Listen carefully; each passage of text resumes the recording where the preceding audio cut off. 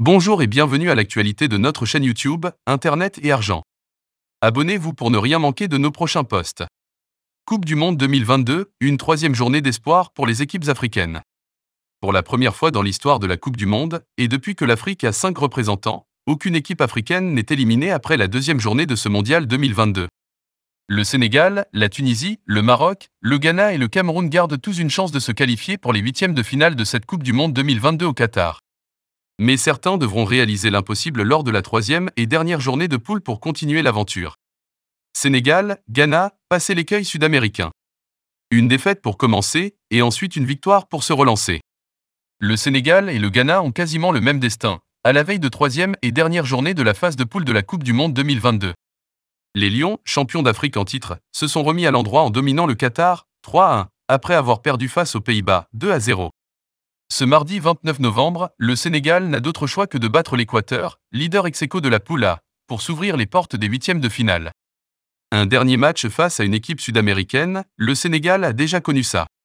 En 2002, le match nul face à l'Uruguay, 3-3, lui avait suffi pour passer.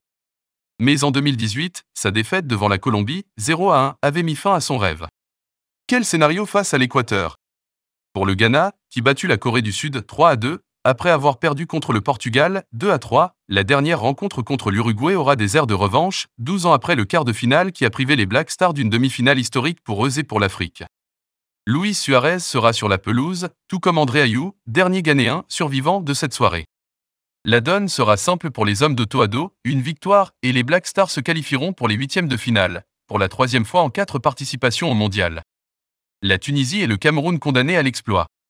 Le parcours de la Tunisie et du Cameroun sont très similaires dans cette Coupe du Monde. Les deux équipes ont donné l'impression d'avoir laissé passer leur chance en s'inclinant face à des adversaires à leur portée. Respectivement face à l'Australie et la Suisse sur le même score, 1-0, dans des matchs qu'ils devaient gagner pour croire à une qualification. Résultat, les Aigles de Carthage et les Lions indomptables devront battre respectivement la France et le Brésil pour espérer voir les huitièmes de finale.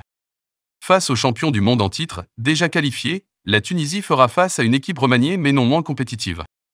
Pour le Cameroun, le scénario sera le même devant une équipe du Brésil assurée de jouer les huitièmes de finale.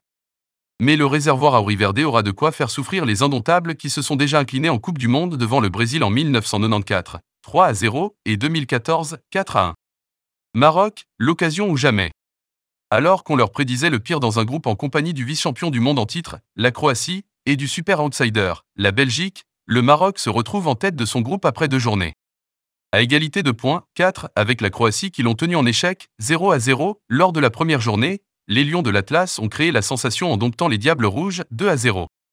À la veille de la troisième journée face au Canada, éliminé, le Maroc a plus que jamais l'occasion de se qualifier pour la deuxième fois de son histoire en huitième de finale, après l'édition de 1986. Les Marocains avaient été éliminés à l'époque par l'Allemagne, futur finaliste. Une victoire ou un nul leur suffira. Même une défaite pourrait jouer en leur faveur si la Belgique s'incline face à la Croatie.